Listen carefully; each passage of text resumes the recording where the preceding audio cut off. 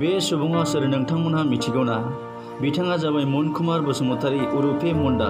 थांनाय 2019 बोसोराव खुंफुंजानाय लोकसभा बिसायख'थियाव 5 नं क'क्राझार लोकसभा जनजाति बिधानसभा बियाबनिफ्राय बादायलायनायनि फेलें जानायनि उनाव फैगौ 2020 मायथाइयाव खुंफुंजानो गोनां बिटिसि बिसायख'थियाव बादायलायनाय साखा बारासै होननानै समबाराव खौरांगिरिनि सिगाङाव फोरमायो। নিৰ্বাচন মই ভাৰততন্ত্ৰ গণতন্ত্ৰ দেশৰ মই ভাল নাগৰিক।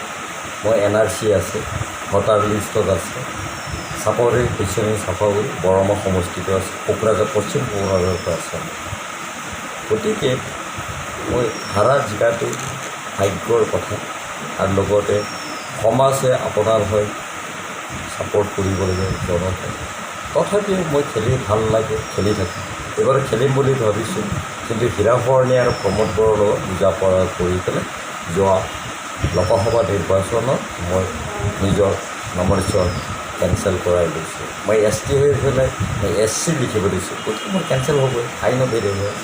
কাৰণ মই নমিনেশ্যন উইথড্ৰ কৰিলেহেঁতেন মানুহে বেয়া পালেহে টকা লৈ পেলাই উইথড্ৰ কৰা।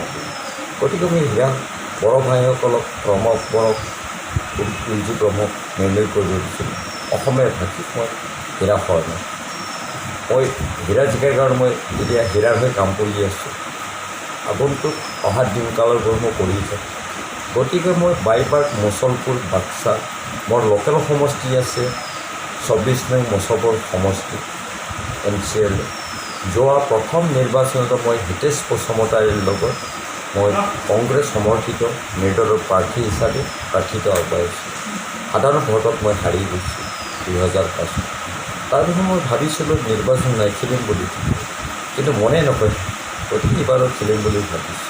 আপুনি কি আশা কৰে ৰাইজৰ মাজত যেতিয়া আপুনি সমষ্টি এটা পাৰ্ট বৰমা এটা পাৰ্টক লৈ পেলাই মুছলপুৰ সমষ্টি 24। গতিকে মই চাপাগুৰি সমষ্টিত হীৰাফৰণীয়ে জিকিছোঁ, লগতে MLAটো আমি জিকিছোঁ। গতিকে মই ৰেখাৰেণীৰ বড়ো দাসবড়োৰ ঠাই আছে, মই HPৰ লাইন আছে, অসমীয়া ভাষীসকলে মোৰ লগত আছে। মই জিকি যাওঁতে ফাইনেল হৈ আছে, যেনেকৈ কদমতলা, নমাটি, ফুলকুচি, হাৰিভাঙা, আমেৰিকা চক, শিয়ালমাৰী, এইবিলাক মডেল জেগা, খাওকুচি। গতিকে মই জিকাটো ফাইনেল বুলি ভাবি দিছোঁ।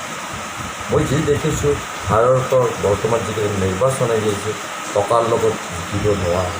সমাজ থাকিলে জনতা থাকিব লাগিব, নেতা হ'ব লাগিলে জনতাৰ প্ৰতি আপোনাৰ ভাল চিন্তাধাৰা কৰা মানুহ, উপসংখ্যী, ৰাইজৰ সৈতে মাত মাতি যাব, তেওঁলোকে জিকি আহে।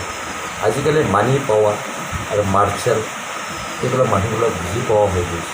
তাত আজিৰ দিনত নিৰ্বাচন খেলিবলৈ টকা পইচাৰ প্ৰয়োজন হয়। হয়, টকা লাগে, আপোনাৰ নিমনিশ্যন চাকৰি কৰাত টকা লাগে, এয়াৰ এণ্ড বুক কৰাৰ কাৰণে গাড়ী 2খনমান লাগে। ৰাইজে টকা নিবিচাৰে, আৰু যি সমাজে টকা বিচাৰে এওঁলোকে ভোট নিদিয়ে। আপুনি গ'লে টকা বিচাৰিব, তুমি গ'লে টকা বিচাৰিব, সেইবিলাক ভোট নিদিয়ে। কোনে কাক নিৰ্ণয় কৰিলে এওঁলোকে ভোট নষ্ট।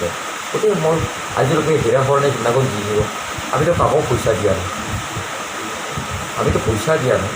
গতিকে আমি কেনেকৈ পইচা থাকিলেহেঁতেন আমাৰ প্ৰমীলা ৰাণী ব্ৰহ্ম বাইদেউ জিকিব লাগিছিল। তেখেতৰ 12জন MLA, তেখেতৰে আপোনাৰ 3জন মন্ত্ৰী, তেখেতৰ আপোনাৰ হীৰাফৰণীৰ ওপৰত আছে ৰাজ্যসভাৰ MP আছিল। পিটিশ্যন এওঁলোকৰে। আপুনি কোন দলৰ পৰা প্ৰাৰ্থী বিচাৰিব? পাৰ্টি মানে চব মই নিৰ্দলীয় প্ৰাৰ্থী হিচাপে খেলোঁ। কিছুমান জাতীয় জনগোষ্ঠী আছে, 14 জনগোষ্ঠীয়ে মোক ছাপৰ্ট কৰিব। আজি মই প্ৰমোদ বড়োৰ লগত কথা পাতিছোঁ, লৰেন্সৰ লগত কথা পাতিছোঁ।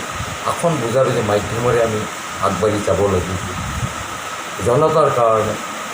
সত্যতা ৰাজত্বত লৈ পেলাই এতিয়া বৰ্তমান চলি আছে। মুঠতে আপুনি নিৰ্বাচনত অৱতীৰ্ণ হ'ব?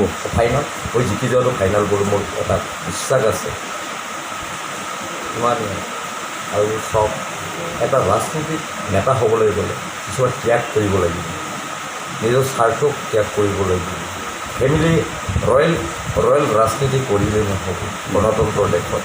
গতিকে আমি গণতন্ত্ৰ দেশত স্বাধীন নাগৰিক হিচাপে ৰাইজৰ সৈতে মাত মাতি যাব লাগিব। গতিকে মই ভাবোঁ আপুনি এতিয়াৰ পৰা আৰম্ভ কৰিছে আপোনাৰ আৰম্ভ মই মোক সকলোৱে জানে মুণ্ডা বুলি।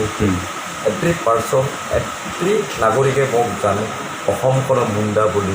গতিকে মোৰ ৰাইজে ভাল পায়, গতিকে মই জিকি যোৱাটো পাৰিম। Thank U.